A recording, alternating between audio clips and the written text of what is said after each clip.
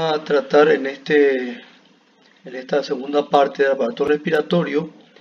algunas cosas básicas que ya habíamos comentado también en la clase, en la primera parte de este mismo capítulo, y que más o menos se encuentran condensadas en escrito y en imágenes en este ítem que habla de patología pulmonar. Vamos a ver también acá de que las principales afectaciones que puede sufrir el aparato respiratorio se encuentran clasificados en grandes capítulos que van a ir desglosándose tanto en escrito como en imágenes en la medida que vamos progresando en la descripción de este tema. Empezamos primeramente con esto que está acá, atelectasia, y su definición, una definición más bien explicada, es la pérdida de volumen de un pulmón, de un lóbulo o de un segmento pulmonar, y se conoce también como colapso, obviamente del parénquima respiratorio. Aunque la mayoría de los signos radiológicos son reconocidos en la radiografía de tórax, siempre la tomografía computarizada es la más efectiva por una mejor visualización o potencialmente mejor visualización de las causales de esta afección atelectásica, específicamente cuando se trata de opacidades atelectásicas escondidas, digamos así, superpuestas a la silueta o a la densidad cardíaca y aórtica, o directamente también para mejor aclaramiento de los detalles que pueden hacer la diferenciación o el diagnóstico diferencial en cuanto a imágenes se refiere, con otras patologías que también van a afectar la presencia de aire en el tejido pulmonar. Así que de ahí entonces que la tomografía computarizada se convierta, si no en el mecanismo de elección, siempre que se cuente ya con esta posibilidad, sería ideal empezar con esto, pero tampoco se puede, digamos, despreciar la utilidad que pueda brindar una radiografía simple de tórax. En cuanto a tipo de atelectasia, vamos a ver que la más frecuente es la de tipo obstructivo. Cuando hablamos de atelectasia estamos hablando de la ausencia de aire en los alveolos pulmonares. Cuando este aire no llega a los alveolos, lo que haya quedado atrapado de aire en estas estructuras rápidamente sufre un proceso de reabsorción y el vacío va colapsando a estas cavidades saculares alveolares hasta convertirlos directamente en un compacto, en una imagen radiodensa homogénea que tiene algunos detalles que hacen la diferenciación con otras patologías, específicamente con las neumonías, para poder llegar a una conclusión diagnóstica. ¿Por qué? Porque si acá hablamos de que no llega aire a los alveolos, estamos ya aclarando que el sistema de ductos por los cuales se moviliza el aire tiene algún problema de permeabilidad, es decir, hay un problema que obstruye la libre entrada y salida del aire a través de estos ductos bronquiales hacia los alveolos. Así que cuando eso ocurre, tenemos entonces a la tomografía computarizada como la mejor manera, no solamente de ver los detalles morfológicos de esta lesión atelectásica, sino hasta eventualmente podríamos visualizar el punto, el nivel en el cual el ducto bronquial encargado del área afectada se encuentra obstruido.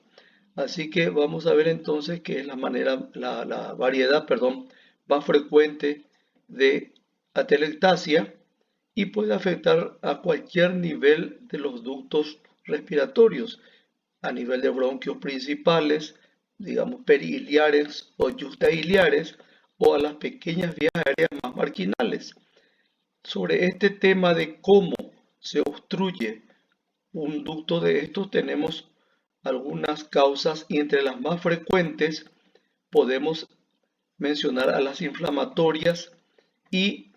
otra vez más o tan frecuentes como esas a los tapones mucosos que a veces acompañan a una patología respiratoria bastante diseminada, bastante común, que son que es la patología asmática. Sabemos que en líneas generales siempre se menciona que una crisis asmática no tratada o maltratada directamente o que no responde al tratamiento y que perdura en el tiempo aproximadamente por 30 minutos hace de que la mucosidad aumentada propia de una crisis asmática sufra un proceso de compactación por la reabsorción de la humedad propia de este mucus por digamos, el paso del aire en las maniobras inspiratorias y expiratorias. Por otro lado, también sabemos que es mucho más factible que ingrese aire a través de esa parte que progresivamente va a ir obstruyéndose. ¿Por qué? Porque la fase inspiratoria de la respiración es siempre un fenómeno muscular activo, es decir, que uno puede ir regulando hasta donde pueda, obviamente, un asmático, la profundidad de su maniobra inspiratoria gracias a los mecanismos musculares torácicos. En cambio, sabemos que la expiración ya es un fenómeno pasivo, donde la parte de función respiratoria torácica, perdón, de función muscular torácica está prácticamente reducida a su mínima expresión. Las otras causales de obstrucción bronquial vemos acá, podría ser la cicatrizal, el proceso adherencial, etcétera, pero constituyen ya en, en el orden de frecuencia los menos, los menos considerados o puestos a consideración como una causal etiológica. Los signos radiológicos, directos o indirectos, aplicables para el colapso lobar y el cementario, han sido descritos ya anteriormente. Vemos cuáles son las densidades que podemos tener allí y en qué ubicación, que no tiene mucha trascendencia para la parte clínica, no es muy importante, salvo una ubicación, digamos, regional más o menos gruesa, que sería ver si se trata de una región superior, media o inferior, campo superior, medio o inferior de tal o cual pulmón en el afectado por este proceso. Así que la parte de segmentos pulmonares y otras estructuras anatómicas, digamos, más finas, no tienen mucho caso de mencionar cuando se trata de establecer el diagnóstico de atelectasia. Así que vamos a ver entonces que siempre la radiología es la indicada como el primer método de examen imagenológico y le sigue o le iguala o quizás también en determinadas circunstancias supere en importancia la radiología el estudio tomográfico. Así que vamos a ver acá que esta variedad de colapso del tejido respiratorio puede que tenga, digamos, extensiones importantes que podrían modificar sustancialmente a estructuras que se encuentran adyacentes al tejido pulmonar afectado. Así que cuanto más extensa sea la porción pulmonar afectada por la atelectasia, obviamente ya vamos a presumir de que el bronquio de alimentación es mucho más importante en calibre y ese vacío que constituye la fisiopatología de la atelectasia podría entonces ocasionar modificaciones tales como, por ejemplo, la disminución del espacio intercostal anexada o adyacente a la lesión atelectásica y hasta eventualmente ejercer un proceso de tracción,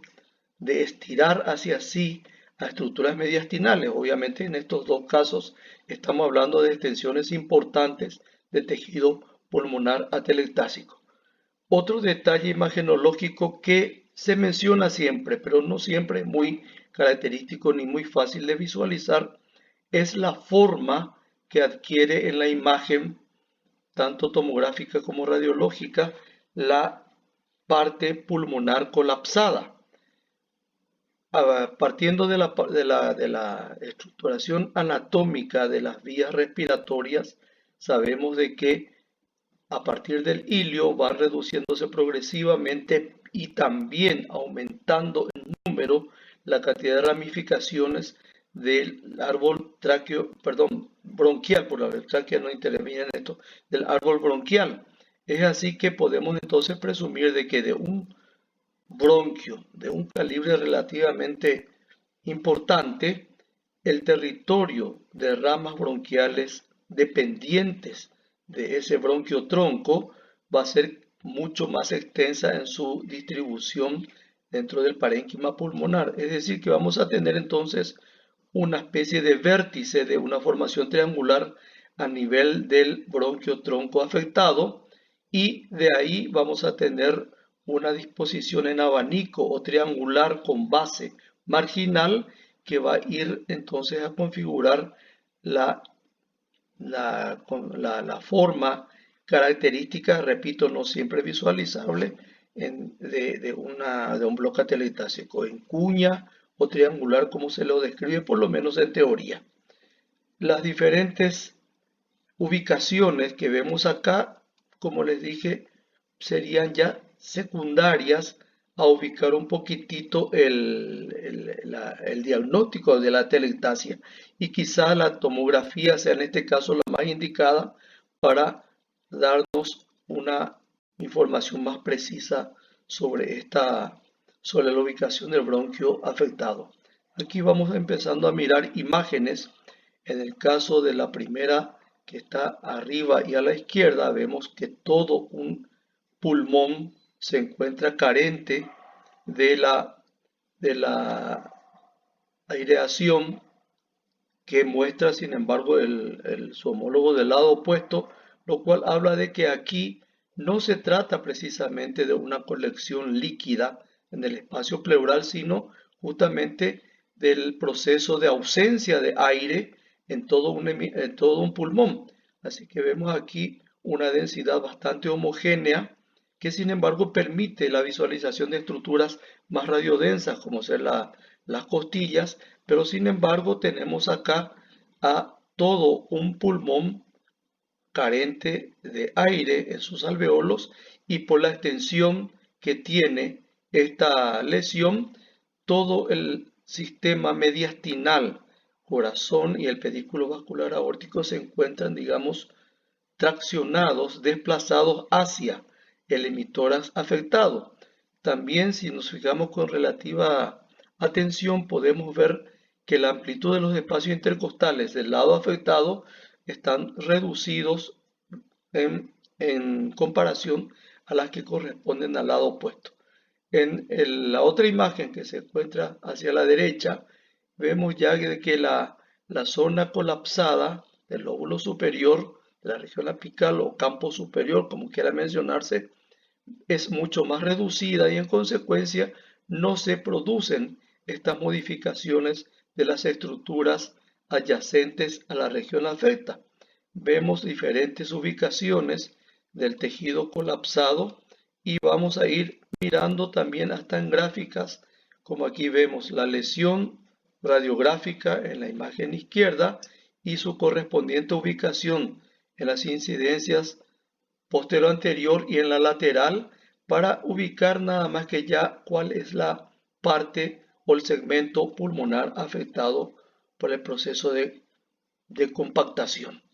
Son diferentes imágenes que vamos viendo de diferentes ubicaciones de la lesión atelectásica, a veces en gráfica y otras veces directamente en imágenes radiográficas. El detalle importante, reitero, que no se debe